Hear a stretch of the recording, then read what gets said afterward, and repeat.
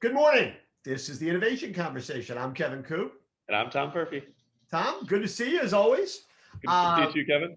so I wanted to talk a little bit about Mark Lowry and some of the things that he's doing right now. I should say, for the record, I have as long as I've known of him. I've never met the man. I've mispronounced his name, so I apologize for that now. Um, I probably should also apologize. I think I wrote about him. I know I wrote about him a number of years ago, and it was sort of unkind um, that that the difference between Jeff Bezos and Mark Lowry was that Jeff Bezos was Jeff Bezos and Mark Lowry wanted to be Jeff Bezos. I don't know. In retrospect, I'm not sure that was entirely fair. It certainly wasn't nice. So I'll Right. apologize for being a Weisenheimer now. And I think that's a pretty common Laura is a pretty common pronunciation of his name, so I'm sure he gets that all the time. Sure. Anyway, and I frankly he doesn't give a damn what I call him, right? So probably sir would be what he'd want. Uh, anyway, but one of the things he's doing now that he's out of Walmart, out of Jet, he's created this venture capital firm with, go figure, Alex Rodriguez, um, who apparently has more time on his hands now than he had just a few weeks ago. I'm being really catty today. Um, but one of the things he's talking about is the importance of making big bets, a few big bets versus lots of little small bets. Right. So you're far more familiar with the whole venture capital Sure. world than I am. Explain why that's important and why it's different. Yeah, well, a traditional venture capital model, frankly, not a lot different than the venture capital model that we employ, is, you conceive an idea, you build a business plan out, you have, a plan for how to build whatever the product or technology or service, that you want to bring to market, and you raise a little bit of capital in to get that started, right? As hundreds of thousands of dollars in many cases, right? And you're able to kind of do some prototyping, get it out, introduce it to some customers, get some customer interest in it, and then with that, then you raise a little bit more money, maybe in this case, then a few $1,000,000, where you can actually get the first version of the product built, begin to get some usage and kind of performance metrics around that, and then you can go raise even more. So it might take you a few rounds of investment to get up, north of $10 million invested in a company. Pretty typical, and you kind of mitigate risk along the way with putting a little bit more capital toward it. Mark's approach in the new fund is to vet an idea, and he has a thesis about where he mentioned this in the CNBC interview last week. They have some places that they want to make bets, right. And they either start a company themselves or go out and find a company and put, they said, $10 million toward it, which is a big bet for a first bet in a company. Right. And he said that the idea is that if you get the right, that enables you to hire a bigger team initially, and the right team, right? So a team that knows that it has money behind it, a team that knows it has good investors, good backing behind it, enables you to kind of go out and get faster momentum. And then it almost becomes a self-fulfilling prophecy. If you have the right idea, the right capital, and the right people, you can create this momentum faster and get, mitigate risk through kind of quicker scale. And you can create a bigger company faster, which is not a lot different than he did in his prior companies, right? Where he got a lot of investment capital relatively quickly into these companies, got them on a fast growth rate, so whether it was actual volume with Quidsi or whether it was kind of signed up users at Jet, you create this velocity. You're not making any money yet, but you create this velocity, and he was able to get exits from those, right? The velocity of Quidsi when Amazon bought it, and of course it was potentially a competitive situation where they didn't want Walmart to get it, right? And in Jet, you had this, great momentum, and then, Walmart saw the opportunity to catch this lightning in a bottle, both with the growth of the company and Mark and his team.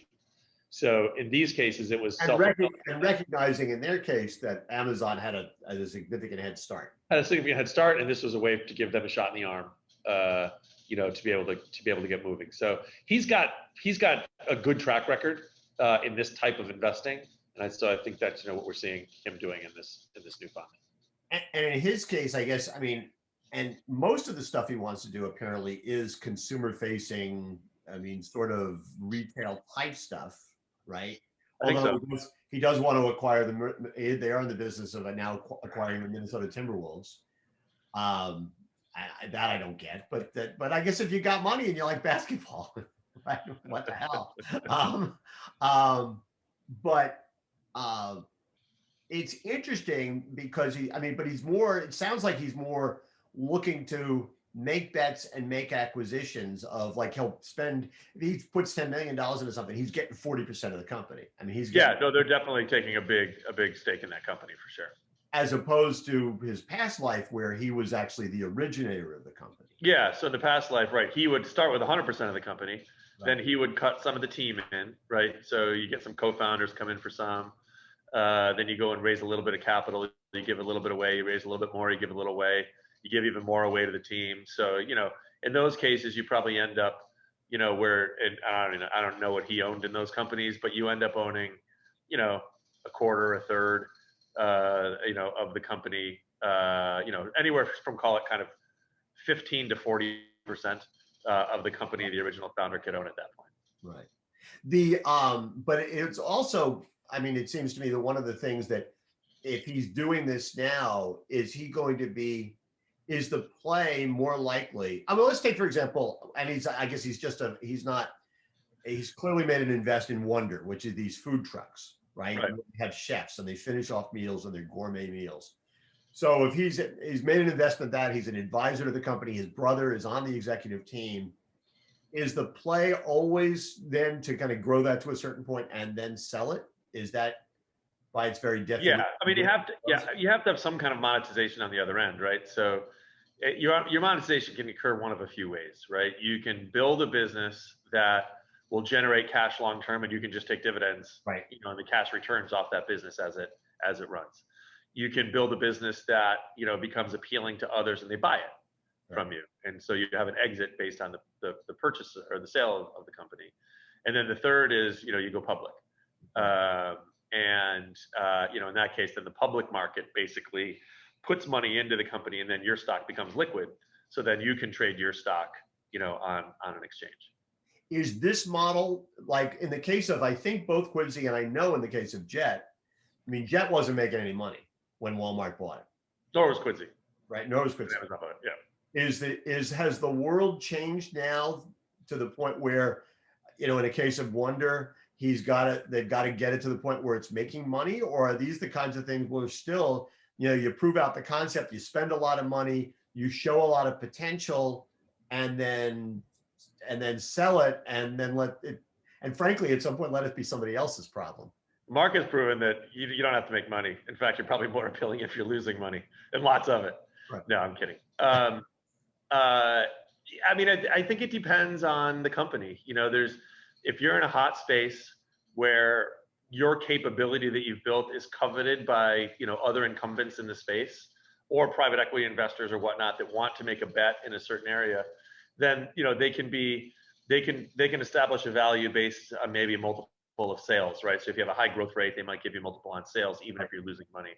Traditional, valuation though is a function of the profit that you're making. Right. So ultimately, these things do have to generate a profit, whether it's before it's acquisition by somebody or once it's acquired by somebody. Eventually, they got to get there. Businesses that are profitable and growing fast are almost always going to be more valuable than businesses that are unprofitable and growing fast.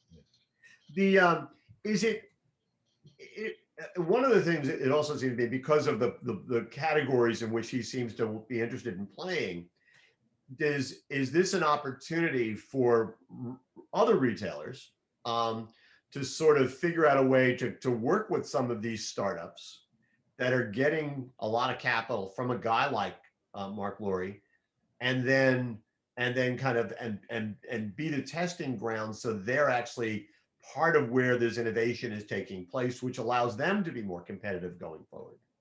Yeah, I think I think that there's a lot of money going into capabilities to drive this next generation of retail, right? And that's venture money that is a significantly larger amount of capital than most individual retailers could deploy on their own. So it's a great opportunity for a retailer to go out and find these companies that have good backing, that have capabilities that they're interested in weaving to their go-to-market strategy, and partnering with them, right? You're partnering largely on someone else's dime. What you're contributing to that, though, it's not a free lunch, for them. I mean, what you're contributing is, you have a platform, you have scale, you have customers, to be able to test that product, to be able to determine, how it fits into your service offering, what the customer appeal is of those, and then you actually help that company make their product better, right? So that company gets a lot from working with you, but you can also get a lot from working with them, working with their innovation on the dime of the other investors. If you can build that competency to be able to engage these early stage companies, be kind of agile in how you test and learn, and then ultimately develop a model for when it works to scale. I think it can be really interesting. I think that, good retailers that understand their customers and are focused on delivering their customer value, they're going to build a lot of stuff themselves. They're going to configure that customer experience themselves. But if you can draw off of, these other innovations that are out there and doing that, I think it can help you build, an even more robust customer offering faster, and certainly, efficiently, cost efficiently. It's interesting. I can remember, a long time ago, and I could be wrong about this, but I remember there was a long time ago, there were certain companies out there that if you had an innovative idea, all right, and you could go to those companies and they'd work with you, right? There were certain kinds of companies. I mean, Marsh doesn't even exist anymore, but Marsh was one of those companies. Wegmans was one of those companies. If you had a really cool idea and you could make the pitch, they'd say, okay, let's try it. And they were those kinds of retailers. And they were willing to take a shot on something. If it worked, great. If it didn't work, okay, we'll move on. And I wondered if that mentality has declined to some degree. It's not, and I think it probably happens on both sides. Right. Because I've talked to retailers who have said, yeah, nobody ever comes to us with like really cool ideas and saying, oh, let's test it out. And I also think there are retailers who are resistant to the notion of that kind of experimentation, because it is such a competitive marketplace. They can't afford to take two steps back that they would view a failure as taking them. Such a double-edged sword. I understand that. Risk is scary. Right. You don't want to flop in front of your customers. You don't want to flop in front of your people. But not experimenting is just, that's a step along the way to certain death, right? Right. And we talk about Amazon and what's one of the things that makes Amazon so dangerous as a competitor, right? Is their DNA and their ability to experiment, right? Like, you're required at Amazon to experiment. Like, you're measured on your ability to bring new innovation, to test it. Sometimes they succeed, sometimes they fail. Failure's fine. I just think, man, it is dangerous to not do that. And, I think you're probably right. I mean, there is a I think there is a fear of failure out there that, that we're experiencing. Retail has always been tough, and it's been particularly tough over the last year and a half with the pandemic. So I get that maybe a lot of your extra innovation capacity maybe has been taken up with just dealing with what we've been dealing with. But man, you got to get back on experimenting ASAP. Well, and yeah, we've talked numerous times here about how one of the things that happened over the past, year and a half was that retailers did innovate, but they didn't think of it as innovation. They thought of it as survival. Totally. And I think, I mean, it seems to me that one of the things that this moment, and this would be hard, right? Because what all they want to get back to is right where the ground is Stability. not Yeah. moving underneath them Yeah. every day, and where they have some things they can count on.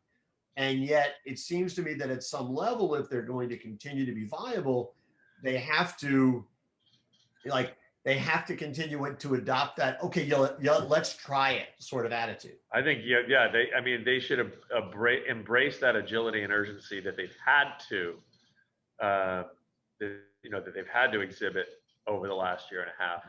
Keep that up. A lot of retailers made great strides forward in the last year and a half.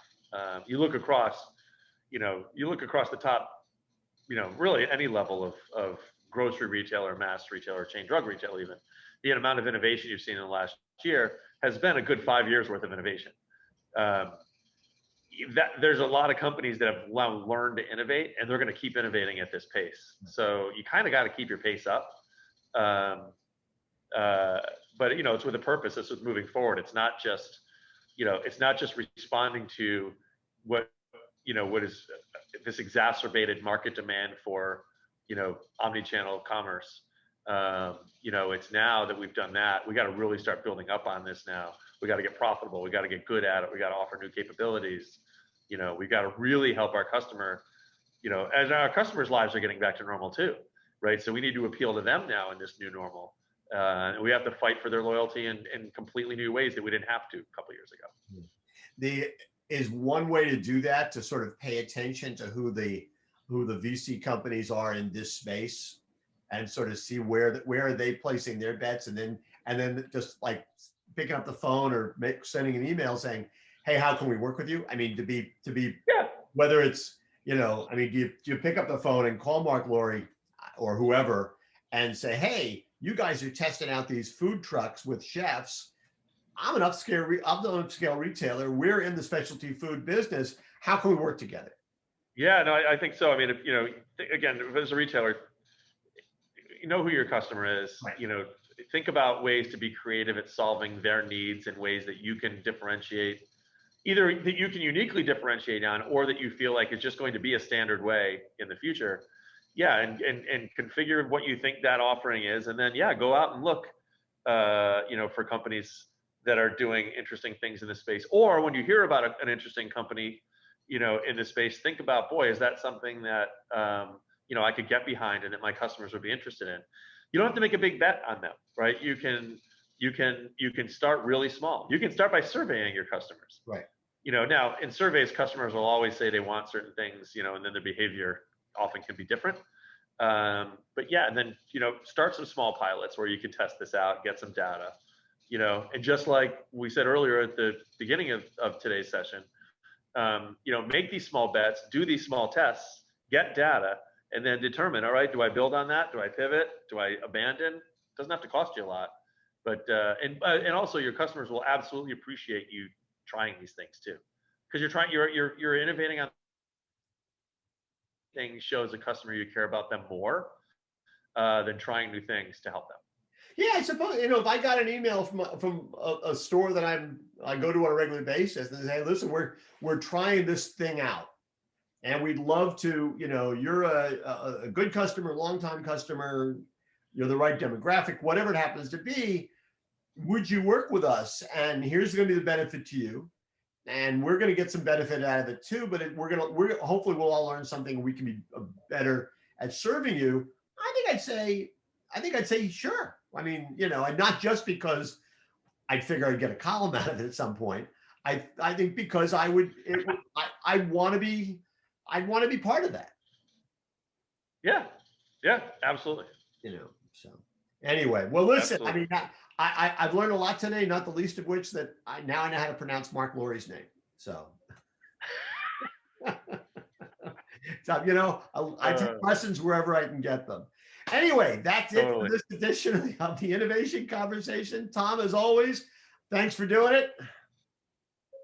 Thanks for having me. And we'll see you in 2 weeks, everybody. Thanks, everyone.